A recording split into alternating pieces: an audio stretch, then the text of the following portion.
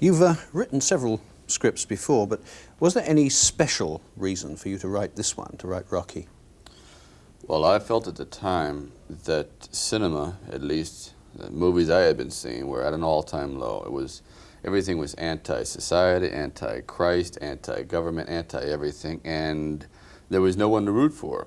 And I also feel that films are very cyclic, so I wanted to get back into the cycle of the films of the 40s and the 50s, where people say, hey, gee, I missed the good old films, yet Hollywood hasn't taken heed and hasn't made any good old-fashioned type films where morality was at the forefront. So I took the opportunity to write this particular film, of course, being somewhat selfish because I had myself in mind for it, but that was the main motivation.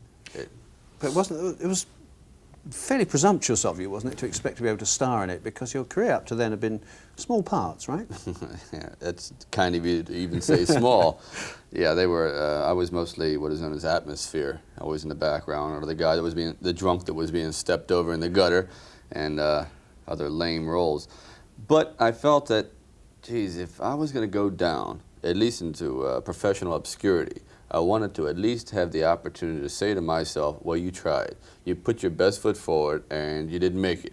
So that's what, I guess you might say, provoked me into writing the script, because it wasn't something that I had given a lot of thought to. I just knew that I had to do it one time, and it was innate. Now, the thing was, what was the proper vehicle? I surely couldn't pass myself off, at least as a lawyer in a three-piece suit. I just don't think I have that kind of appeal. Or whatever it is. So I wanted to take it much more basic, a man from the street. All right, what kind of a man? An underdog, and that being a professional fighter, I think, has that connotation to it. But, you know, when these big wheeler dealers got hold of your script and they were told that Sylvester Stallone wanted to star in it, they must have said, who? Right, or what? Or what, yes. Yeah. How did you sell yourself to them? Usually it's the old syndrome of knocking on the windows, pestering them, pressing my face in the door, honking their horn in the driveway. In other words, making a real pain in the neck out of myself. And slowly they began to see, well, perhaps he's got something. They first showed it to Jimmy Caan, and then Burt Reynolds and Ryan O'Neal and Gene Hackman and Robert Redford, and they showed it to all these people. But I kept saying, I work a lot cheaper and a lot harder and for a lot longer. And also I think that they were taken up with kind of like the pioneer spirit of it. It wasn't going to, it's a small movie. It was made for like 1/10 or 1/15 of what they pay on, say, a James Bond movie or a Pink Panther. It cost about $1 million, in fact. Well, it came in at $960,000, which is what a good toothpaste commercial cost in the United States, really.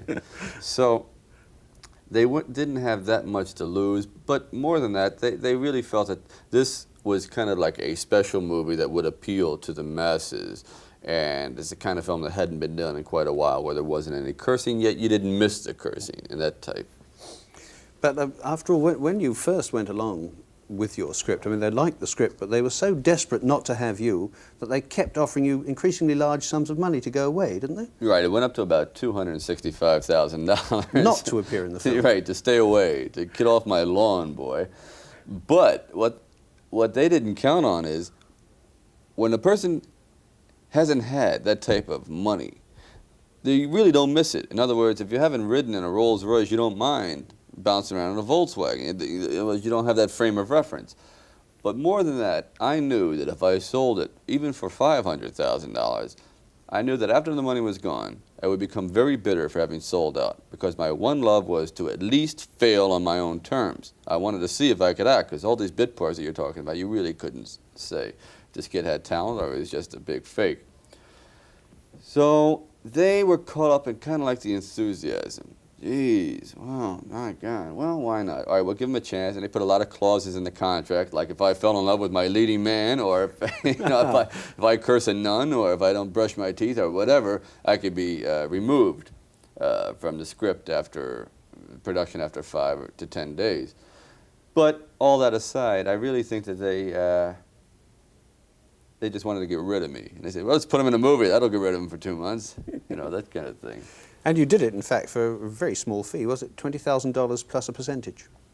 Right, $20,000. And what we have is a Screen Actors Guild minimum, which is about $600 a week. $620 after taxes.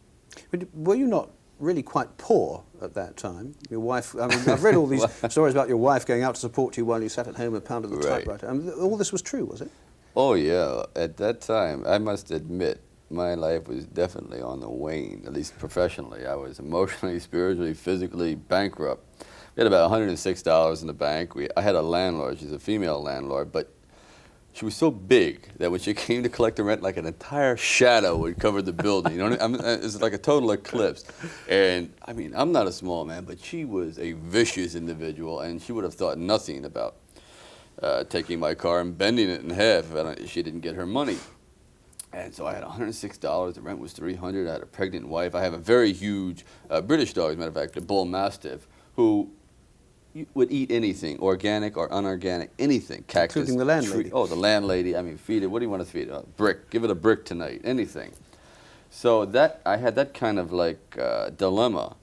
So you might say I had quite a bit of fuel to sit down and write the script. I wrote the script in about 3.5 days, and only because I could hear the wolf at the door, literally. And that part was true, it really was. It was getting right down to scraping the old bottom of the barrel.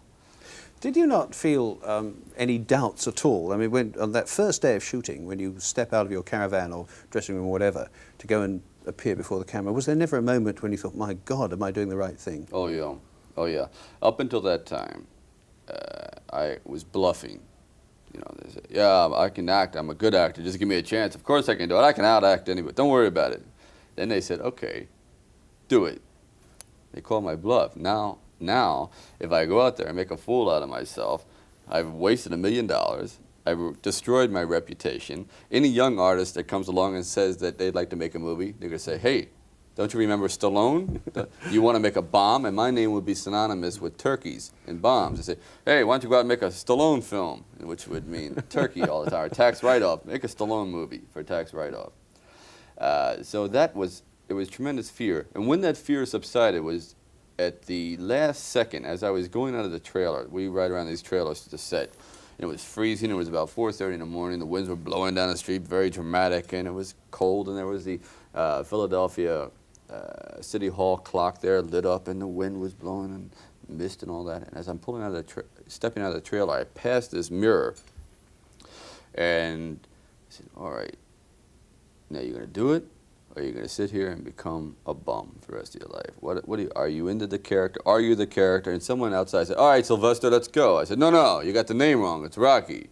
Bang, right away, and I felt that when it said, "Geez, I'm not Sylvester anymore. I've got to be this character." And as soon as I stepped out, and I saw the director laying in all this wind and dust, and everyone was so into it that I felt very, very safe. And after seeing the first daily, the rushes, the first day's prints, I knew we had if nothing else, I had a good home movie on my hand. A good 2.5-hour home movie that my parents would enjoy, if nothing else. It's about boxing, of course, but it is about more than that, is it? Oh, is yeah. Is it about your own struggle, basically? What it is I took my particular plight, which isn't unique. It's every artist or any man who has ever wanted to do something, man or woman, meaning, that's wanted to do something that has not been able to do it because of the inability to get a break. The opportunity has never knocked on their door, for example. So I said, geez, if I could take my plight as an actor and put him into a real underdog, a very physical, that being a boxer, and tell my story, like I couldn't get an agent and he couldn't get a manager, and I had no love in my life at the time, and he didn't either, and so on and so forth. So that's how that came about. So, because I really didn't think the audience, if I say I had written it about a struggling writer in California, in Hollywood, and here he is bombing around in his convertible with a suntan, but his scripts aren't selling. So what? Yeah. I mean, at least he has a tan, right? What do you? And a convertible. Right, with tomato juice or orange juice. It just doesn't work. It doesn't work. So this I set in a very gloomy area of Philadelphia, which is very, very industrial type town, a muscular town, a town that has gone historically kind of like down the proverbial tubes. And that's why I chose that. Plus, it's a town, if there was ever a miracle going to happen in America, it would happen in Philadelphia, really. And in fact, that's what happened, wasn't it? Yeah, it really was. Because to complete the fairy story, I mean, it's an immense success, this film in America, isn't it? Right, it is. It is. Some people have said, well, this could never happen, that an underdog would get a shot at the title like this. Well, I'd like to take issue with that. Of course, it happened many, many hundreds of times. Ali has done it, and it happened with Joe Louis when he had the Bum of the Month Club, and it happens all the time. So it's a very, very feasible plot. It's just the most thing that had happened to me is a little miraculous. That's the only strange thing about it. And it's a love story, more than a fight film. But it's made you into a very big star, hasn't it? I mean, you're recognised wherever you go in the States. Oh, God. I keep thinking about that term, though. Not to take issue again, but when I think of the word star, I think of like a ball of gas. You know, I don't think I'd like to be considered just a performer. But it has made me, it has killed the wolf at the door, and now I have the opportunity to go on and do films that aren't always in speeding cars or about slinky women or a guy with a bad complexion or what, you know, these terrible plots that they have given me. I mean, they had plots before that, like Linda in the Meat Cleaver, and terrible shows. I mean, my God. Great stuff. Yeah. Right, that's it. For 4 years of college for this? And what about the Rocky? Are there going to be any more stories about Rocky, films about Rocky? Well, I was thinking about having like Rocky on Venus. No, sir, just a very, very simple movie about a boxer who gets caught in a space capsule. And he's transported. Now, you don't believe that, do you? Not really. In Philadelphia it could happen, but no, not here. There is. I wrote Rocky as a trilogy because I think that this type of character cannot be extinguished after one movie. He's right at the peak. When people see the film, they'll know what I mean. And entering into that second phase is almost as interesting as the first. But aren't you then in danger of getting yourself into the other trap of acting, that you'll only be associated with the one character? Right. That is a danger. So that won't happen, at least for, I'll do 2 films in between that. But if I had to be locked into any kind of character, I would sure rather be locked into this one than, let's say, the Count of Monte Cristo, where I have to run around in leotards for the rest of my life. Anyway, you can worry about it while you count your money. Yeah, well, I don't know about that. I only have about $400 more than when I started. So I can't believe that. You must have made a lot of money out of this. No, because I had a lot of bills, you might say. That big beastie landlord came back and took her a share, and taxes took the rest of it. So, but like I said before we came on, I would have done the whole thing for like a donut and a tuna fish sandwich. The money meant nothing. It was the opportunity to at least prove to myself that I wasn't a liar, that I wasn't living a life of disillusionment, because that's very difficult when you think of yourself as being a very creative person, and you turn around and at, say, 40, 50, 60 years old, you realize, gee, you're not so creative, you're terrible. You've been leading a lie.